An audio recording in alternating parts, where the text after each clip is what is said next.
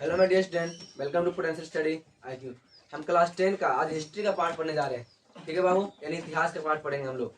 Class 10 और कक्षा 10 जो कि इतिहास का है, जो चैप्टर नंबर 1 है। ठीक है, और स्पेशली क्या है, BSCB यानी बिहार बोर्ड के लिए है। आप कोई बोर्ड में है कोई दिक्कत नहीं है, पहला चैप्टर यही है। पहला चैप्टर का नाम क्या है अपना, यूरोप में राष्ट्रवाद। यानी राष्ट्रवाद क्या होता है, यूरोप एक देश है, उसके अंदर कैसे राष्ट्रवाद पनप गया, मतलब कैसे राष्ट्रवाद उत्पन्न हुआ है, उसको हम लोग देखेंगे बाबू।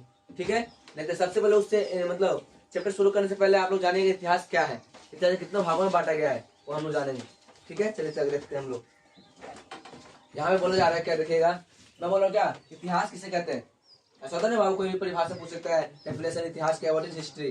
देखिएगा सिंपल सी बात है, यहाँ पे क्या बोल रहा है, इतिहास ज्ञान की वह शाखा है।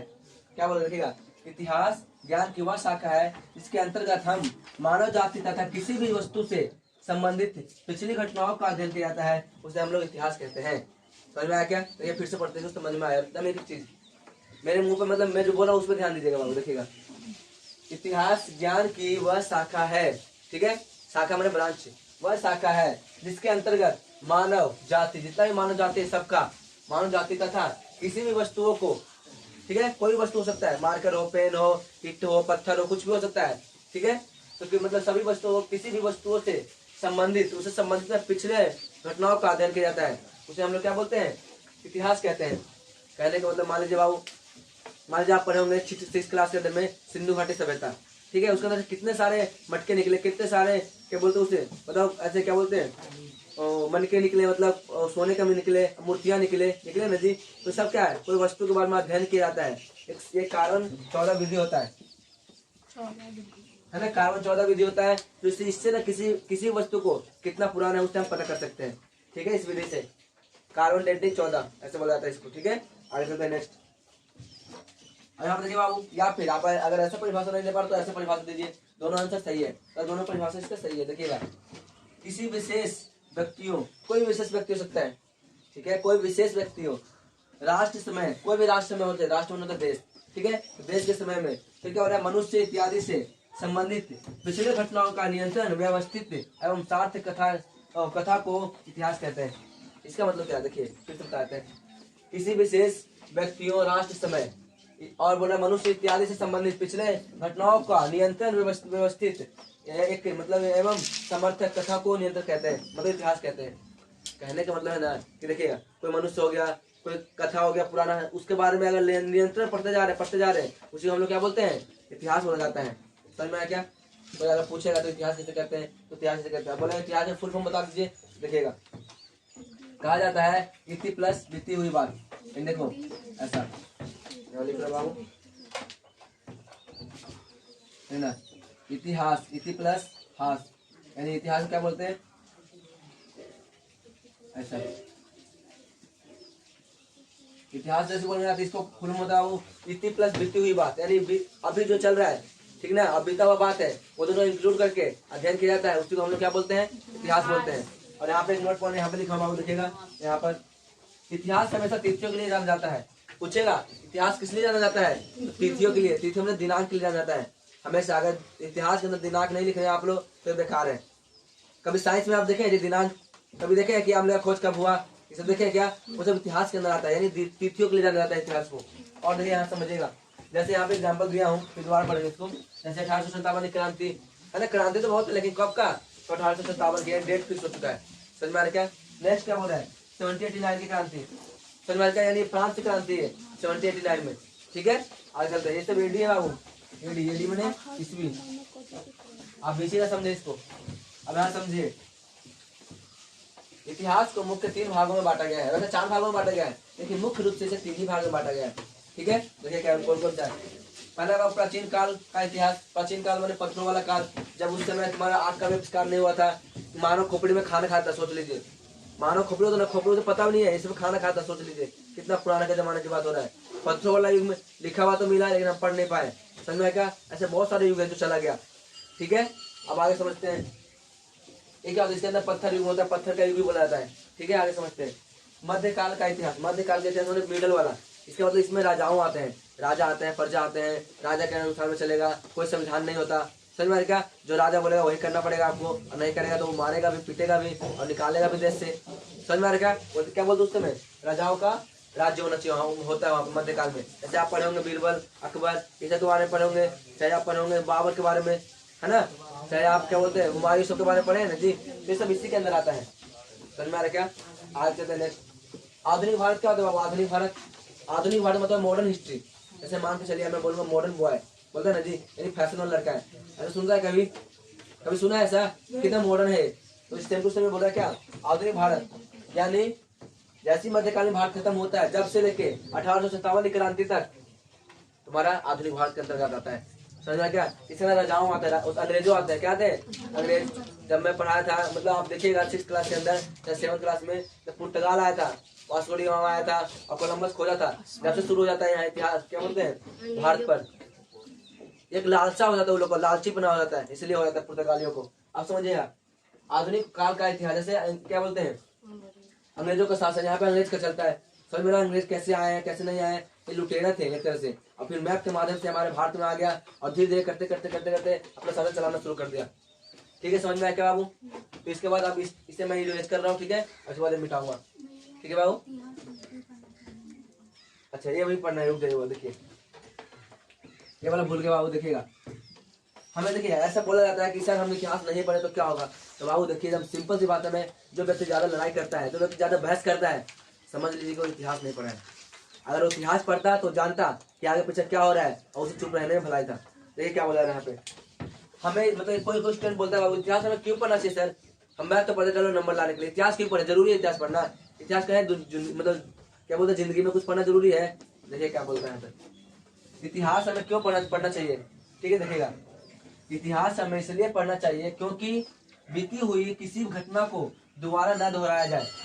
ठीक है, दोबारा न दोहराए, और यदि हम इतिहास नहीं पढ़ते हैं तो हमारी यादें एक खोए हुए याददाश्त व्यक्ति की तरह रह जाएगा।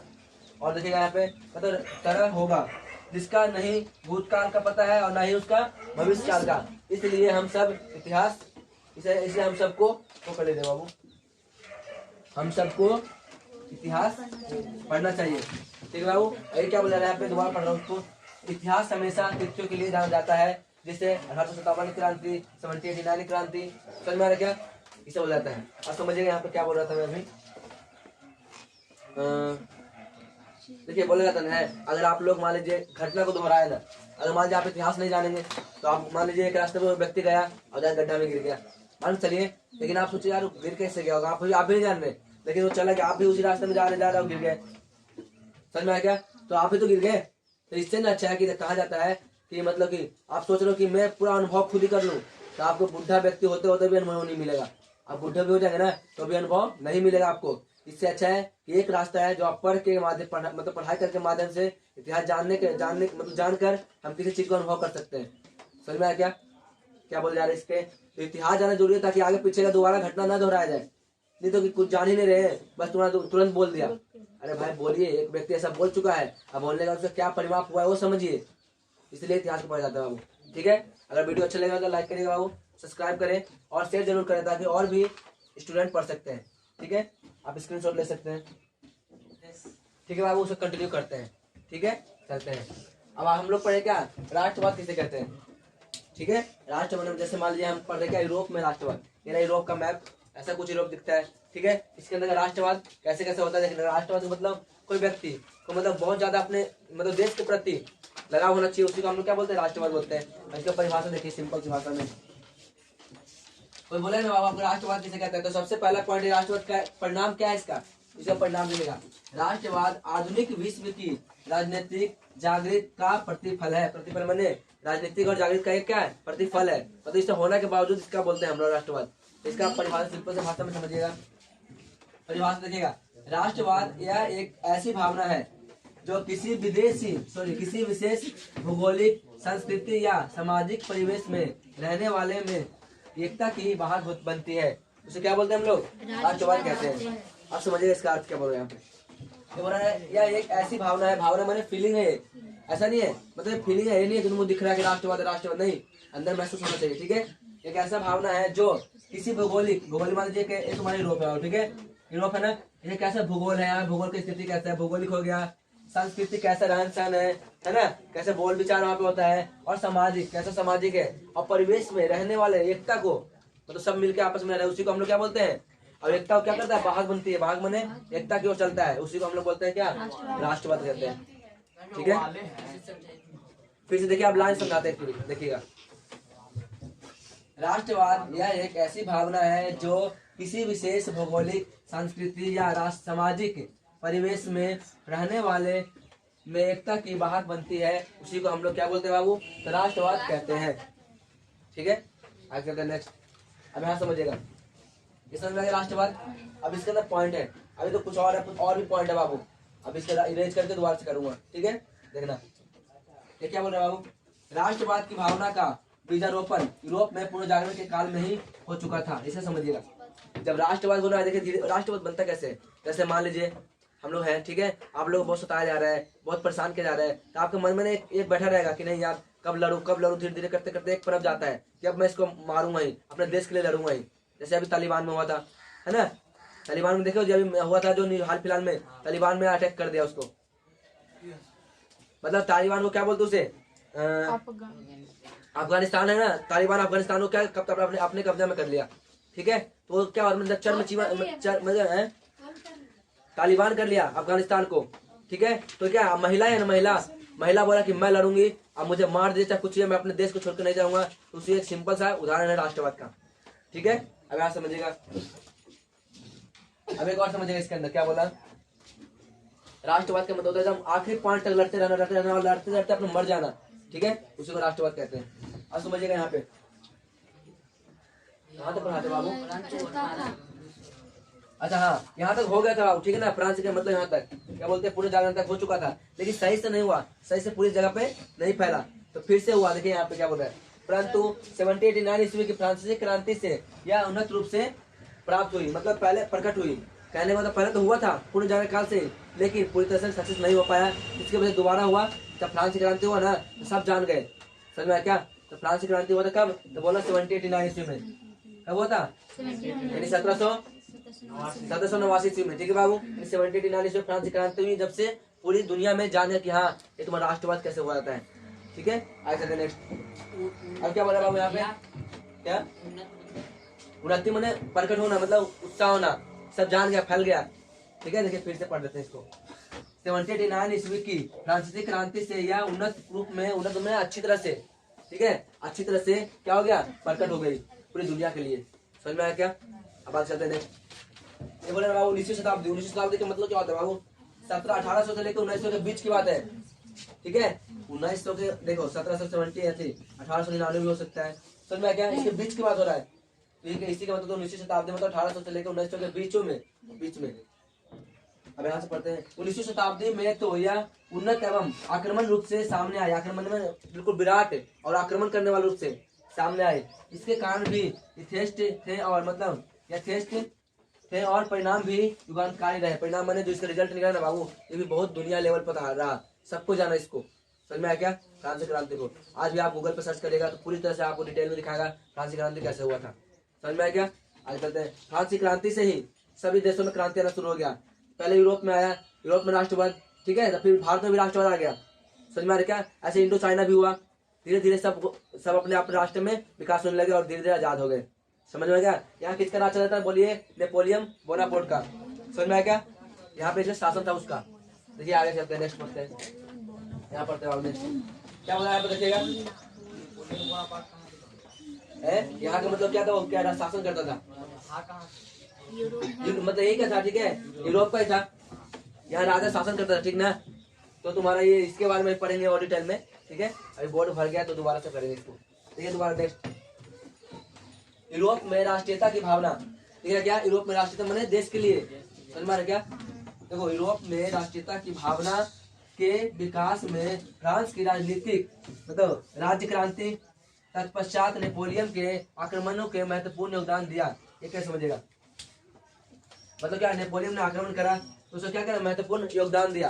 ठीक है, देखिएगा यहाँ पे क्या बोला जा रहा है, फ्रांस की राज्य क्रांति, राज्य मैंने अंदर ही अंदर, सर मैं जैसे क्या बोलते इंडिया में राज्य होता ना जी, वैसे फ्रांस में राज्य क्रांति है। ठीक है, तो वो अंदर ही अंदर नेपोलियन इसको क्या करा, उसको नेपोलियन के आक्रमणों को महत्वपूर्ण योगदान दिया। समझ में आया क्या? आगे पढ़ते नेक्स्ट। फिर क्या हो रहा है बाबू, देखिएगा।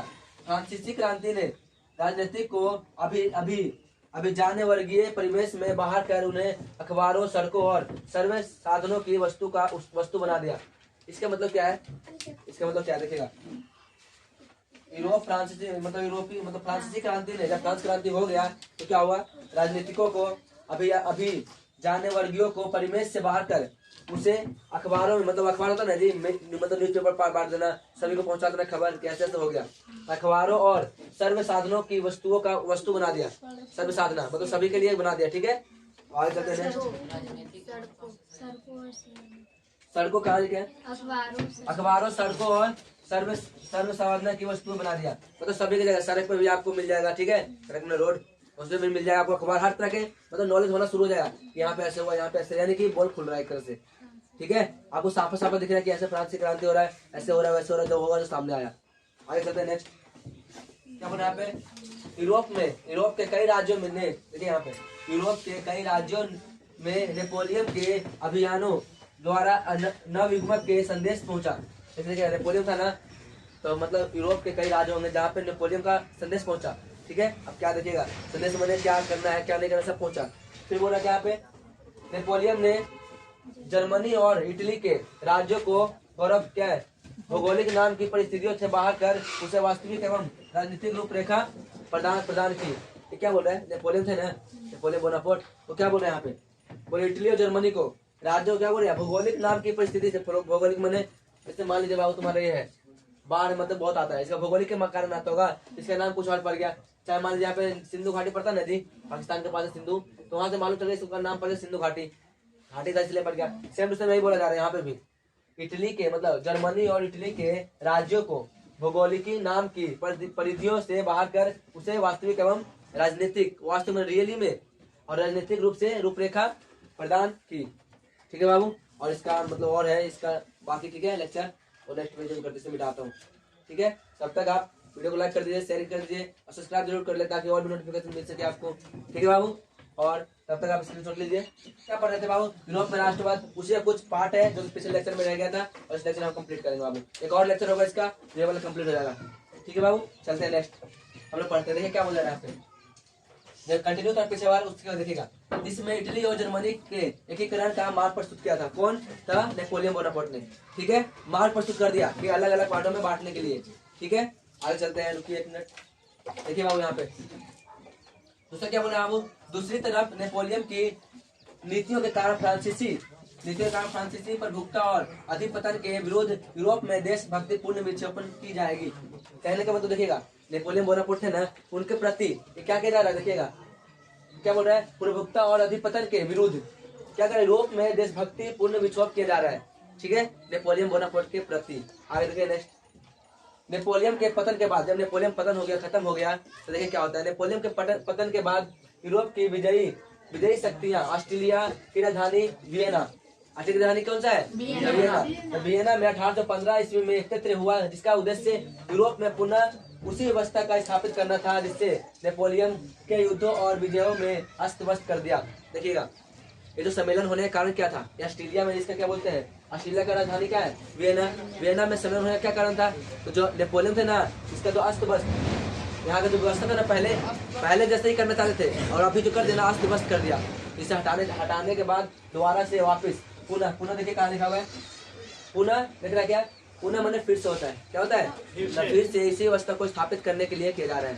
समझ में आया क्या, सम्मेलन होता है कमेटी, एक क्या बोलते हैं, डील करना, ठीक है बाबू, समझ में आ रहा है पीछे, आगे समझिएगा। नेक्स्ट ये क्या बोला जा रहा है, 1815 देखना, 1815 ईस्वी के वियना सम्मेलन की मेजनावी ऑस्ट्रेलिया के चांसलर मेटरनिक्स ने किया था, जो घोर प्रतिक्रियावादी था। घोर प्रतिक्रिया मैंने बहुत ही प्रतिक्रियावादी था, ठीक है बाबू। आगे चलते हैं नेक्स्ट, फिर यहाँ पर देखिएगा इस सम्मेलन में ब्रिटेन, रूस, देखिए इस सम्मेलन में कौन कौन हिस्सा लिए हैं, तो ब्रिटिश लिया है, ब्रिटेन लिया है, और क्या लिया बाबू, रूस लिया है, और क्या लिया है, रशिया लिया है, और ऑस्ट्रेलिया जैसी शक्तियां, जैसे यूरोपियन शक्तियों ने मिलकर ऐसी व्यवस्था की जिसका मुख्य उद्देश्य यूरोप के शांति संतुलन को स्थापित करना था। इस सब देशों मिलकर हमारे यूरोप में शांति व्यवस्था को स्थापित करने के लिए कहा जा रहा था, ठीक है बाबू। आगे समझते हैं हम लोग, जिसे देखिएगा, जिसे जिसे नेपोलियन के युद्धों ने समाप्त कर दिया। इसे कौन कर दिया? नेपोलियन के युद्ध ने इसे पूरी तरह से समाप्त कर दिया बाबू। ठीक है, आगे चलते हैं नेक्स्ट। ये क्या बोल रहे बाबू यहाँ पे देखिएगा, गणतंत्र एवं प्रजातंत्र। सुनिएगा, प्रजातंत्र, गणतंत्र एवं प्रजातंत्र जो फ्रांस की क्रांति की देन थी। मतलब जब से फ्रांस की क्रांति हुआ था उसके बाद से ही गणतंत्र जानना शुरू हो गया हम लोग, प्रजातंत्र जानना शुरू हो गया बाबू। ठीक है, तो उसी का क्या था? देन था। आज चलते हैं हम लोग। उसका विरोध करना और पुरातन व्यवस्था की मतलब पुनः स्थापित करना मेटरनिक्स व्यवस्था का उद्देश्य था। तो मेटरनिक्स चाहते थे ना कि जो पुराना वाला जो चल रहा है ना उसी को दोबारा से लाया जाए, यही बोला जा रहा है यहाँ पे। देखिएगा, गणतंत्र प्रजातंत्र जो फ्रांस की क्रांति का दिन था उसका विरोध करना था ना कि पुराने व्यवस्था को पुनः स्थापित करना मेटरनिक्स का व्यवस्था का उद्देश्य था। ठीक है, पुराने व्यवस्था को ही। आगे चलते हैं नेक्स्ट। अतः क्या होता है, इससे क्या होता है, लास्ट में क्या कंक्लूजन निकलता है देखिएगा। अतः वियना सम्मेलन के माध्यम से यूरोप में नेपोलियन युग का अंत हो गया। नेपोलियन युग किसे बोलते हैं? युग मन होता है नेपोलियन का शासन काल, उसका क्या हो गया? अंत हो गया, खत्म हो गया। फिर क्या होता है? और मेटरनिक्स युग की क्या हो गई? शुरुआत हो गई। समझ में क्या? जब एक खत्म होता है ना दूसरा शुरू होता है जी। शुरुआत हो गई किसकी? तो मेटरनिक्स युग की। युग मन होता है एक मतलब क्या बोलते उसे? समय, टाइम। आगे चलते हैं। इटली पर अपना प्रभाव स्थापित करने के लिए मेटरनिक्स ने कई राज्यों को विभाजित कर दिया। समझ में आ रहा? कई राज्य को क्या कर दिया इसने? विभाजित, मतलब टुकड़ों में बांट दिया। ठीक है, देखिए क्या बोला यहाँ पे। इटली पर अपना प्रभाव स्थापित करने के लिए मेटरनिक्स ने कई राज्यों में विभाजित कर दिया। ठीक है, आप समझते कौन कौन राज्य किसको दे दिया? देखिएगा, ये क्या बोल जाता है, जैसे तुम्हारे क्या है, सिसिली और नेपल्स को प्रदेश। तो सिसिली और नेपल्स के प्रदेश का ना किसको दे दिया? इसे देखिएगा, बुर्बो राजवंश को, मतलब बुर्बो वंश के सम्राट कौन था? तो फार्डिनेट को दे दिया। यानी बोलूंगा मैं कि क्या बोलते हैं, बुर्बो वंश के सम्राट का नाम क्या था? तो आप बता सकते हैं, फार्डिनेट। ठीक है, तो इनको सौंप दिया कि लीजिए आप रखिए। और क्या बोले यहाँ पे देखिएगा, रोम और उसके आसपास के क्षेत्र यानी राज्य, रोम और उसके आसपास के राज्य किसको दे दिया? पोप को दे दिया। पोप क्या होता है? तो पंडितों का सम्राट। ठीक है, यानी राजा, उसी को हम लोग क्या बोलते हैं? पोप बोलते हैं। ठीक है, आगे चलते हैं नेक्स्ट। क्या बोलते हैं यहाँ पे? लोम्बार्डी। देखिएगा, लोम्बार्डी एवं वेनेशिया पर ऑस्ट्रेलिया की प्रभुत्ता बनी रही, मतलब उसका प्रभाव बना रहा। ठीक है बाबू, आज का लेक्चर में इतना ही। अगर वीडियो अच्छा लगा है तो लाइक करिएगा बाबू, सब्सक्राइब करें, शेयर जरूर करें, ताकि आपकी तरह और भी स्टूडेंट इस ऑनलाइन के माध्यम से पढ़ सकता है। ठीक है, और कोई भी स्टेट बोर्ड हो उसको एग्जाम से अच्छी तरह क्रैक कर सकता है। ठीक है, आप लोग स्क्रीनशॉट ले लीजिए। अगर आपको किसी का डाउट है तो पूछिए, क्या प्रॉब्लम है? आपको सब कुछ समझ में आया ना बाबू? बताइए कोई डाउट? ठीक है बाबू, तब तक मिलते हैं